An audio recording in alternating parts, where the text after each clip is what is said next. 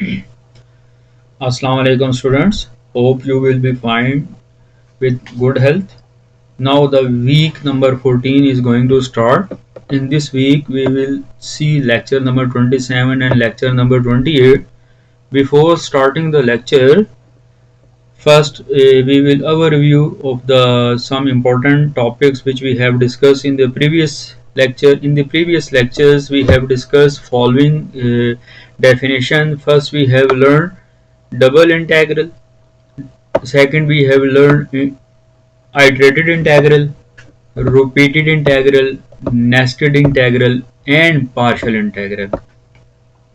Basically, in the previous lectures, we have the main purpose of the previous lecture is to know about the information related to the double integral. Last lecture के अंदर हम लोगों ने double integral को देखा. Double integral को अगर हम थर्ड इंटेग्रल की फॉर्म में ले जाएं तो वो ट्रिपल इंटेग्रल हो जाता है. इसको आइटरेटेड इंटेग्रल भी कहते हैं. इसके साथ साथ हम लोगों ने रिपीटेड इंटेग्रल भी देखे, नेस्टेड इंटेग्रल भी देखे और पार्शियल इंटेग्रल भी देखे. These are the main topics of the previous lecture.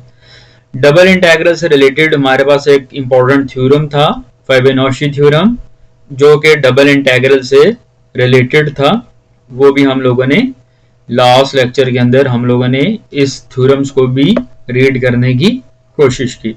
फिर we have also tried to solve some important questions related to the involved topic. और फिर हम लोगों ने इन दोनों टॉपिक से रिलेटेड कुछ इंपॉर्टेंट क्वेश्चंस थे उनको अटेम्प्ट करने की कोशिश की.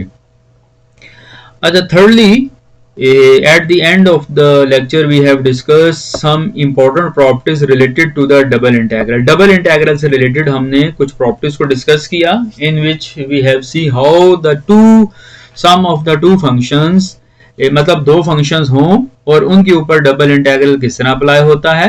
इसी तरह दो फंक्शंस ऐड हो रहे हों तो उनके ऊपर डबल इंटीग्रल किस तरह अप्लाई होता है. दो फंक्शंस सब्ट्रैक्ट हो रहे हों उनके ऊपर डबल इंटीग्रल किस तरह अप्लाई होता है.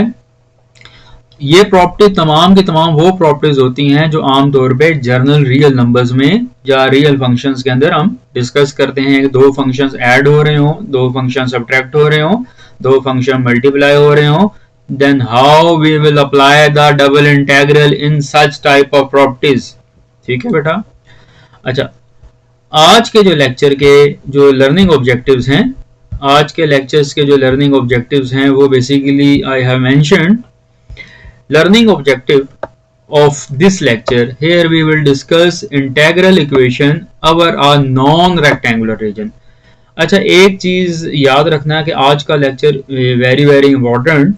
अवर the practical applications, double integral जो है बेसिकली अगर हम if we simply discuss the integral, अगर हम सिंपली इंटीग्रल को डिस्कस करें तो इंटीग्रल जो है वो basically area under the curves देता है. मिसाल के तौर पे अगर आपके पास ये वाई एक्सिस है और ये आपके पास एक्स एक्सिस है और यहाँ पे आपके पास कोई इस तरह की कर्व जो है वो यहाँ पे एक जनरेट होती है. ये कर्व कोई किसी भी फंक्शन को रिप्रेजेंट करती है. इसके अगर मैं दो पॉइंट से प्रोजेक्शन एक्स एक्सिस पे गिराऊंगा, दो पॉइंट कोई भी चूज कर लें, उसके प्रोजेक्शन एक्स एक्सिस पे गिराऊंगा तो यहाँ पे एक एरिया जनरेट हो जाएगा. इस एरिया की जो इंफॉर्मेशन है वो हमें इंटीग्रल से मिलती है.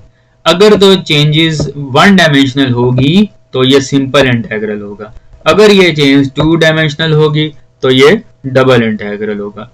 सिंगल इंटीग्रल को जब हम चेंज करते हैं तो हमें एरिया जो है उसकी इंफॉर्मेशन मिलती है. ठीक है, लेकिन when we will see the double integral, जब हम डबल इंटीग्रल को देखते हैं तो वहां पे एरिया नहीं बल्कि हमें वॉल्यूम जो है वो जनरेट हो जाता है, एक वॉल्यूम को जनरेट करके दे देता है. तो ये एरिया की अगर इंफॉर्मेशन चाहिए तो उसके लिए आप क्या करेंगे कि यहाँ पे सपोज करते हैं कि x is equal to a और x is equal to b. इस आप और ये आपके पास फंक्शन है, फंक्शन को आप नाम दे दें y is equal to f of x. ये basically f of y is a function of x. तो अगर आपने एरिया कैलकुलेट करना है या सिंपल इंटीग्रेशन इस फंक्शंस के ऊपर अप्लाई की है, तो इसकी जो सिंपल इंटीग्रेशन होगी वो सिंपल, ये इंटीग्रेशन का निशान है, इंटीग्रेशन अप्लाई करेंगे।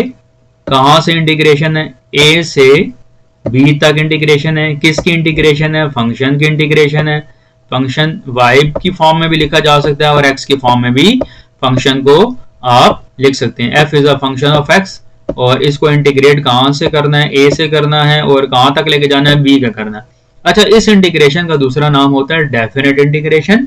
डेफिनेट इंटीग्रेशन क्यों कहते हैं? क्योंकि ये डिफाइंड होती है, इसके अंदर जो लिमिट्स हैं वो डिफाइंड होती हैं, इस वजह से समटाइम हम इसको डेफिनेट इंटीग्रल भी कह सकते हैं। अगर ये वन डायमेंशनल लिमिट है तो इसको सिंपल डेफिनेट इंटीग्रल कहेंगे। अगर ये टू डायमेंशनल लिमिट है तो इसको हम डबल जो है डबल इंटीग्रल की फॉर्म में ट्रीट करेंगे जी। ठीक है, फिर जो है आपके पास एक double integral over a rectangular reason. आपको पता है कि रेक्टेंगुलर रीजन, पहले ये है कि आपने वो लिखा हुआ है double integral over a non rectangular region. पहले आपको रेक्टेंगुलर रीजन पता होना चाहिए। What is physical meaning of the region? Region basically mean इलाके को कहते हैं। रीजन फिजिकली मीन किसी ऐसे एरिया को कहते हैं जिसके अंदर आपने कोई चीज डिस्कस करनी होती है। और here we are discussing rectangular reason.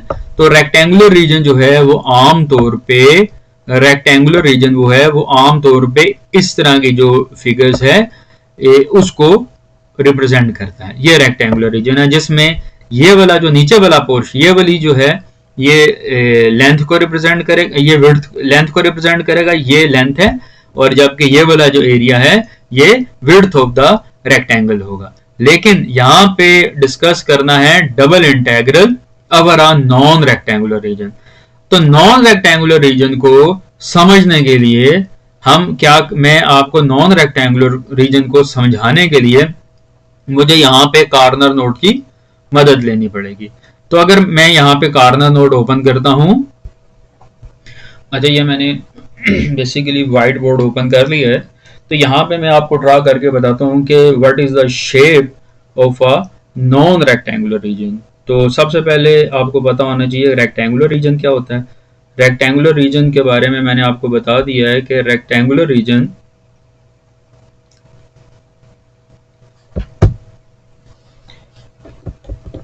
यहाँ पे मैं रेक्टेंगुलर रीजन सबसे पहले दोबारा प्लॉट करता हूँ कि ये आप देख सकते हैं कि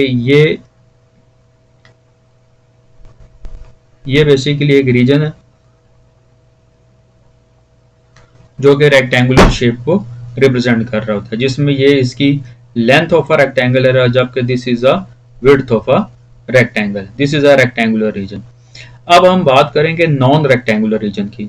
non rectangular region basically, non rectangular reason की जो शेप होती है वो इस तरह की शेप है। सपोज करते हैं कि ये उसका एक्स एक्सिस है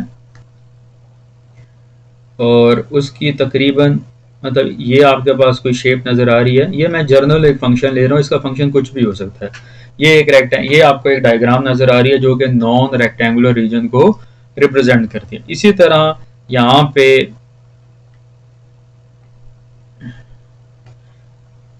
अगर मैं ये ड्रा कर लूं,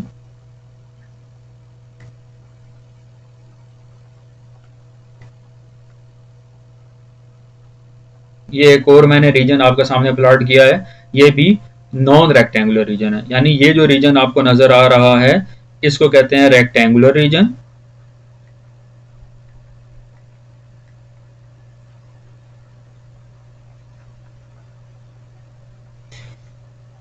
और ये जो रीजन नजर आ रहा है इसको कहते हैं non rectangular reason.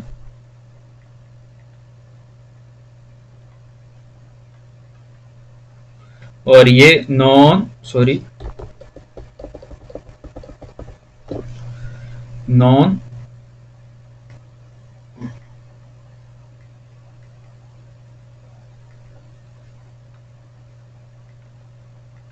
Rectangular reason, और जबकि ये भी जो रीजन नजर आ रहा है ये भी आपके पास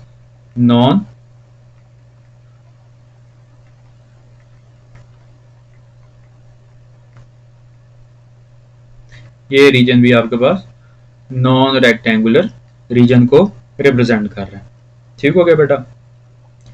तो उम्मीद करता हूँ कि आपको डिफरेंस समझ आ गया होगा कि रेक्टेंगुलर रीजन के अंदर आपके पास इस तरह की शेप होती है, और जो कि नॉन रेक्टेंगुलर रीजन है ये बेसिकली जर्नल मैंने ली है। ज़रूरी नहीं है कि इसी तरह की शेप हो, मुख्तलिफ किस्म की हो सकती है, लेकिन ये है कि ये मैंने जर्नल सी एक डायग्राम जो है आपके सामने प्लॉट की है। तो मैं टॉपिक की तरफ वापस जाता हूँ बेटा। अच्छा, उसके बाद हम यहाँ पे कुछ क्वेश्चंस हैं उनको अटेम्प्ट करने की कोशिश करेंगे, और वो जो क्वेश्चंस हैं वो बेसिकली डबल इंटेग्रल से रिलेटेड क्वेश्चंस होंगे, और डबल इंटेग्रल से रिलेटेड क्वेश्चंस होंगे जी।